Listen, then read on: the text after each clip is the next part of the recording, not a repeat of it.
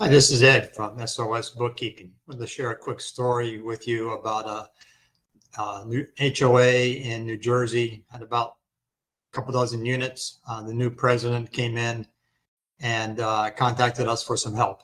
They had been, for years, they had not kept good records. What they did have was on an Excel spreadsheet, but it wasn't up to date.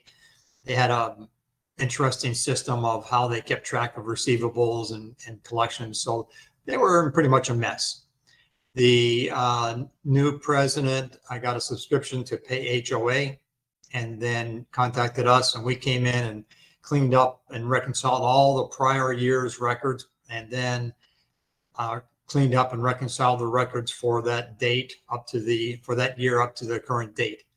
Got everything set up into their PayHOA, got their collection system set up, gave the president the aged AR, helped with collections.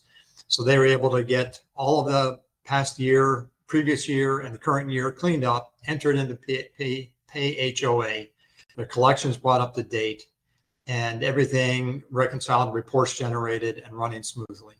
And now it's a simple task. For less than $100 a month, we reconcile their statements and provide them their financial reports every month.